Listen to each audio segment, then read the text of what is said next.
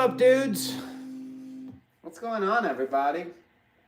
Dude, I have so much teaching today. I'm doing 9:30 to 5:30 straight. No breaks. It's gonna be brutal.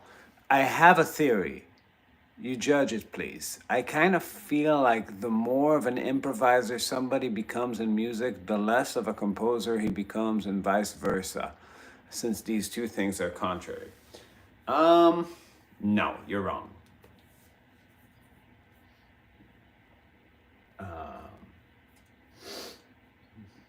My songs are badass. Check out Dirty Horse. I wrote that shit. Great music. But I don't know, tooting my own horn's not pretty. Mingus. Yeah, Mingus is a good improviser and good composer. Charlie Parker wrote badass stuff. Duke Ellington's a good improviser and a great composer, even though he's more of a composer. Plenty of people wrote great. I think all the greats wrote great tunes. I think that's part of what makes them great is their ability to write great tunes and improvise. There certainly is a class of people who writes shitty tunes and improvise as well, though. But that's not the ideal, right? All right. How do you approach these chromatic runs? I think you were in G minor just now. I was in C minor. How do you approach making chromatic lines more musical? What's your thought on Zappa's guitar playing? I love Zappa. The guitar playing is a small compartment in that music, but I love Zappa. I think it's badass. Why does my Bluetooth speaker work? System preferences. Let's see, sound. So yeah, let's talk about chromaticism. You're not working anymore, buddy? What happened? Ready to connect another device. Daniel's MacBook Pro disconnected. iPhone disconnected. Sort of stopped seeing Ready it. to connect. What's going on here? Yeah. Connected.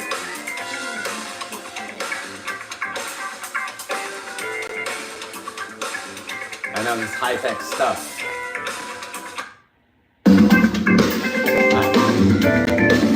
So, let's see. Maybe because the mindset of creating mind-blowing music requires a different state of mind. No, I disagree with your theory profoundly. I broke out of boring playing with your lessons about enclosures, so thank you for that. Now I have enclosures all over the place, so I better chill out. Yeah, a little bit goes a long way. Again, at the end of these are all training wheels. So like when you are, eventually they have to come off and you just have to play the way you play. They have to connect with your playing. So like, you don't want to have licks. I don't like, I hate to be one of those guys because it seems like I'm lying to you, but I really don't have licks in the traditional way, because to me, licks are rhythmic. Meaning like you're looking for a place in time to insert it. And I don't have this awareness of like, ooh, that's beat 1, that's the E of 4. I mean, I do when I listen back to it, but in time, you don't think that way. You just are in an area and you are navigating the groove, right? You know what chord you're on. You have a feeling for when the chords are changing if you know the form. But it's not this feeling of measuring things. It's not a counting kind of thing, right? It's like, but even like this situation where it's like one chord vamp, you don't have to really follow the form, but you are following the phrasing, the 8-bar phrasing of the funk. You're always...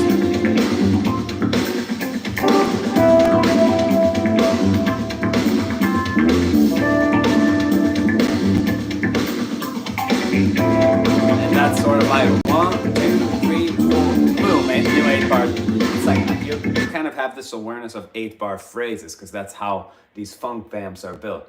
So within that, it's a weaving kind of thing. You just see, you realize, I think, when you're playing kind of this modal improvisation, even like there are 2 compartments to chromatic playing. One is superimposing, when you switch modes and play a different mode. That's one thing. And then there's chromatic playing, let's say, inside one of them. And it could be any one of them. Like whatever you're choosing to do on the chord, you can play passing tones, approach notes, and closures in. So if I'm just thinking like really simple, this is a D minor track, and I can just think C major scale, D Dorian. There's a way of dancing inside that that is a little more interesting, right? So whatever area of the guitar I'm in, I want to have this ability to like think about chromatic playing like the kind of dance, the kind of tap dancing you're doing through the scale. So this is my Dorian.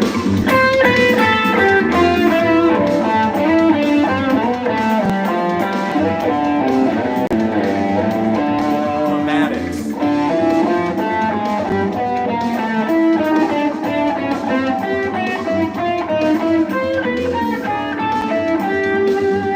Make slow melodies with chromatic notes, like how about like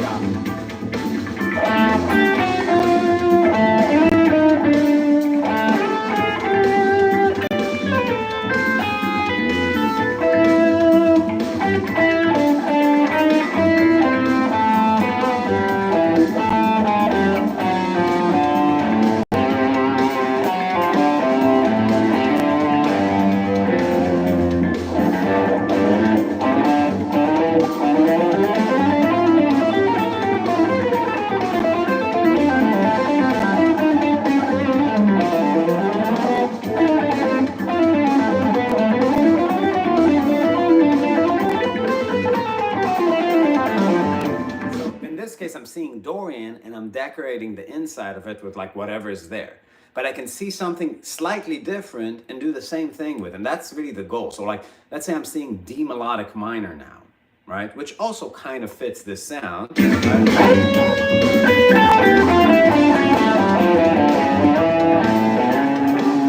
But when I'm playing chromatic in D melodic minor, I'm really using that flat 7 now to connect the 7 and the 6. So when I'm adding chromatics there, check out what that sounds like.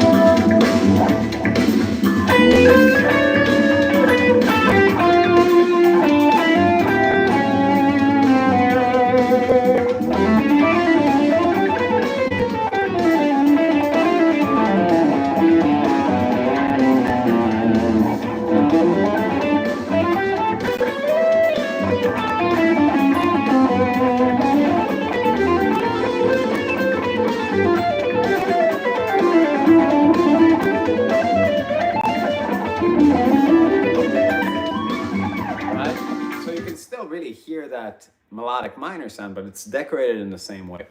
Okay. But wow, I missed a lot.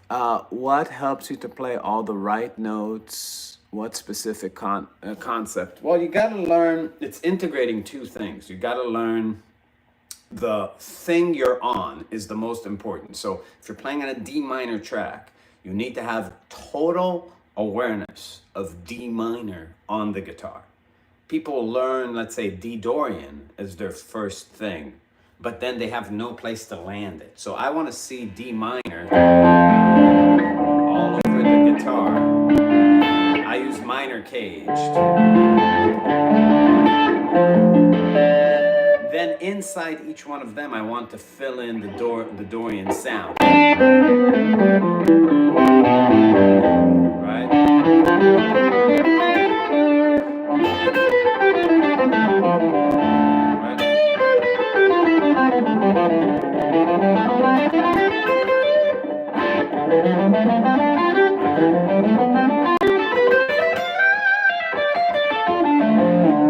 So the more of a concept of the most in thing you have, the more you have a concept of what you're playing against, right? Extremely good knowledge of intervals. Well, yes, but not in the way you think. It's not about like, ooh, that's the ninth, that's the ninth, that's the ninth. Like, you know, recognizing the number. That's kind of like what counting is to rhythm. It's the most primitive set of training wheels on the way to the right thing, which is knowing the sound. But like, if you're hearing this track, you know, it's more about emotionally understanding what the 9 does, right? Boo,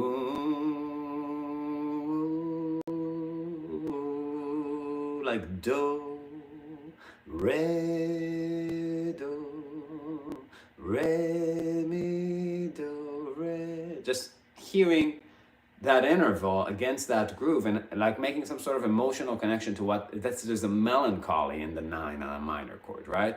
Like just if I'm thinking about a phrase that grows and sits on the 9, has a vibe, right? Like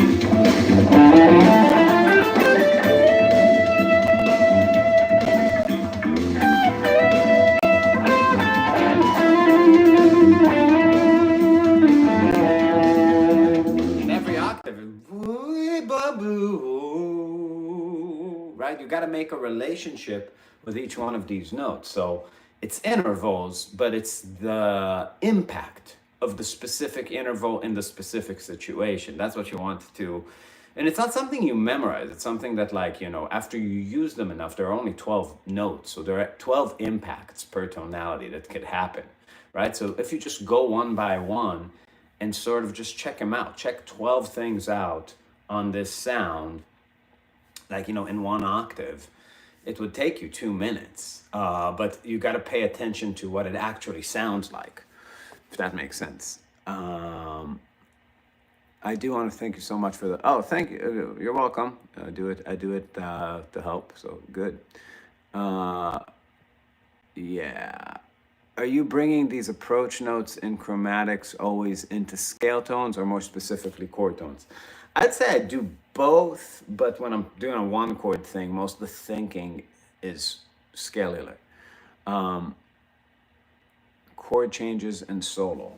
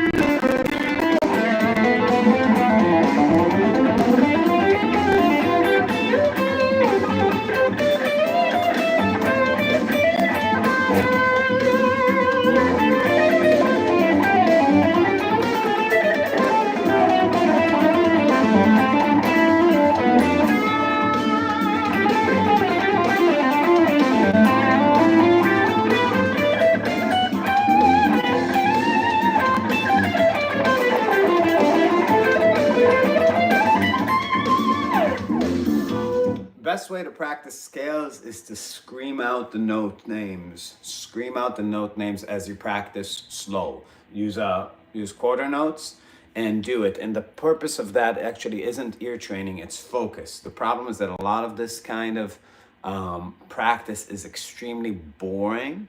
And if you practice with a way that detaches your mind from the practice, then you're not going to remember anything. It's not going to be efficient if you think about, like, what you watched on Netflix or something. So put a track on and go like, this is the practice. You go like, just give yourself a note, just go like, A,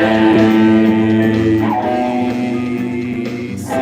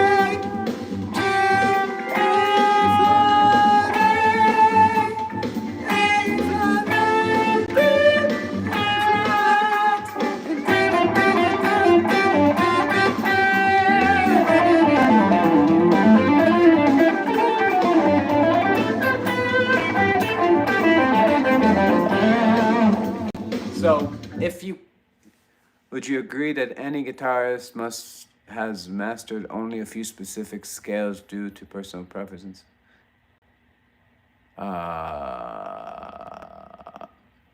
Not quite sure about what the question is there. Somebody asked about the whammy. Let's do some whammying. So yeah, I have this guitar set up with like 5 springs, so which I found is way better for legato shit. But yeah, for the whammy, you gotta get a floating bridge. Obviously, I'm assuming you have the right setup for it. So yeah, what you want to do for that? Thank you, Luke.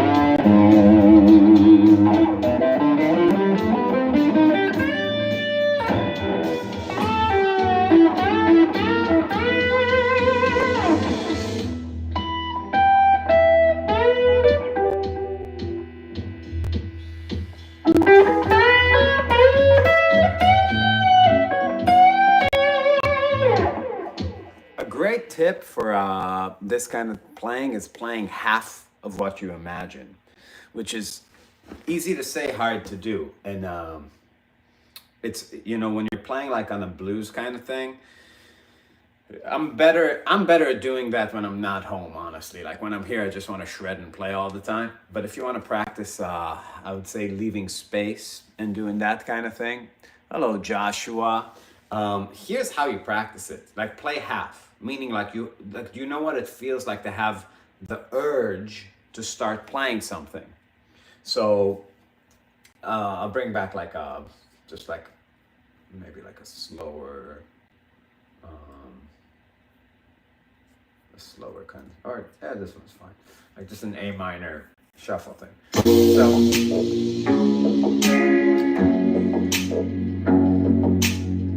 playing half is a great thing to practice. So here's my intuition is to come in here. And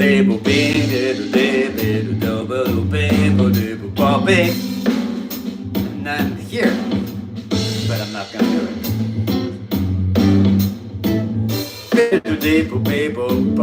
So I got the urge to play a phrase, and I'm intentionally not letting myself go in there, and then I'm waiting for it to catch the next wave.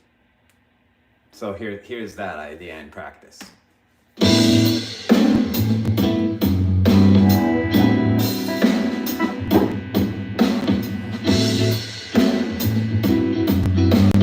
One, 2, 3, go.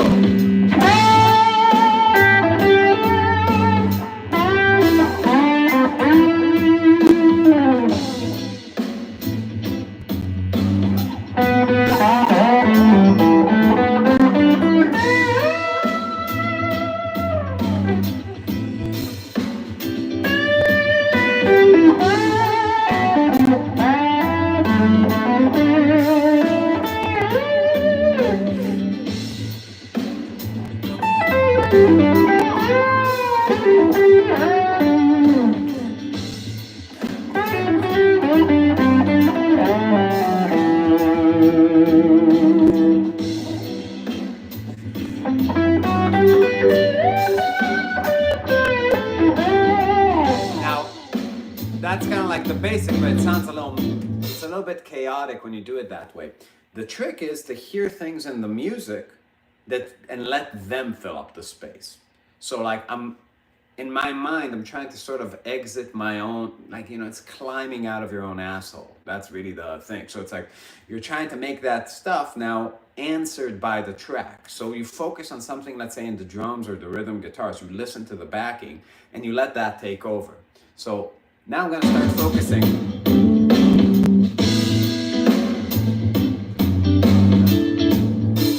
I'm gonna be in dialogue with that rhythm guitar.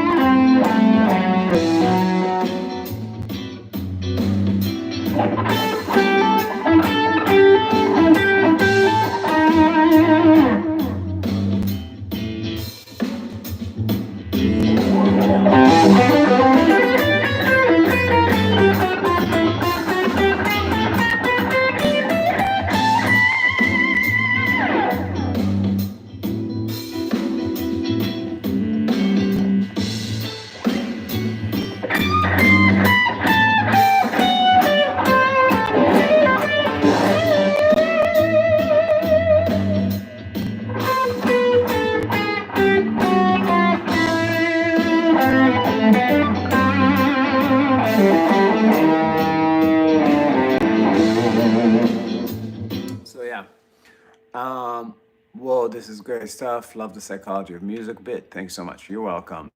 Ilya. Can someone imagine it happen if someone gave a static pickup to the man? Oh, yeah. I've never played with one of those. Let's see. Climbing out of your own asshole is the great advice I'm here for. Oh, yeah. You know, so it's like you listen to other stuff in the music. Like here's another groove. As a former prosecutor, Rob Martwick knows how to take on crime So again, by supporting our police and first responders. I guess it's a great question, like how to listen, what to listen for. So let's just take a random and track. investing in our community to address the root causes of crime. Rob Martwick, the experience we need to make our community safer. Make your community safer with a Democrat. How many criminals must you release from prison to make it safer? Alright, listen to that snare drum. Okay. We're gonna tour again. Listen to those snare.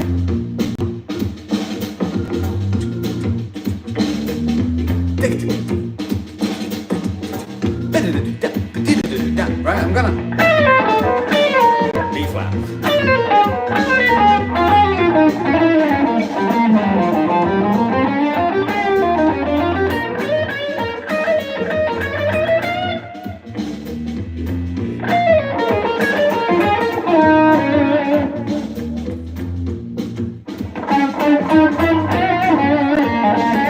It's pretty repetitive, not a lot for inspiration, but I got that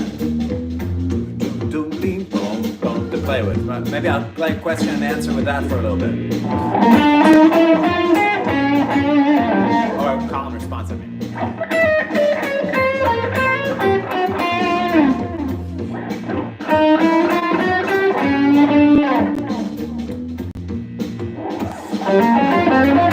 Maybe I'll play a game where I'm not playing on that phrase. I'm only playing in the spaces.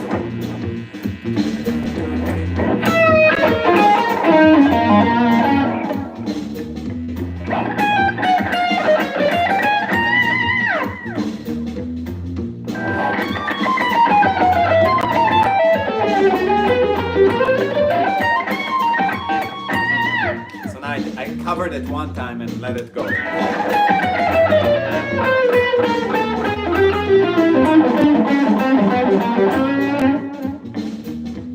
Maybe I want to leave space for the tick-a-tick-a-tick.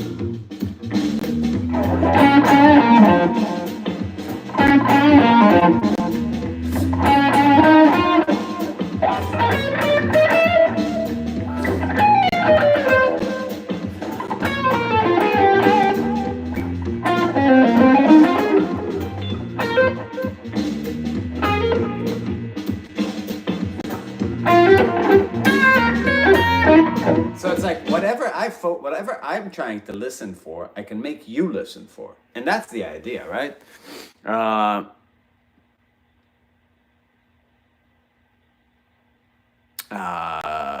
The psychology of playing in a single video, you know. At a certain point, you're gonna have to start just thinking about it and come, like, you know, it's like even a teacher will only carry you so far. So you're saying have fun while playing guitar. For sure have fun, but, you know, try to make shit happen. Don't just be in this like, I've practiced, so here's my thing. You know, it's like you're in a situation. Accentuate parts of what's happening in the music, right?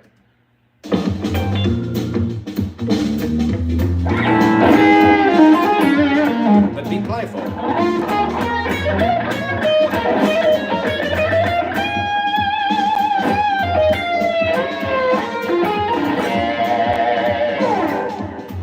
What scale are you using to solo over E7 sharp 9? If it's vamped, then like pentatonic, major, minor pentatonic, and if it's going somewhere, then altered.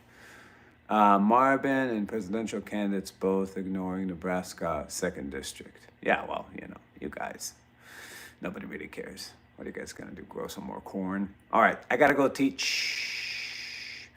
I I just like to play atonal. What do you say about that? I say that you may like it, but nobody else does. See you guys later.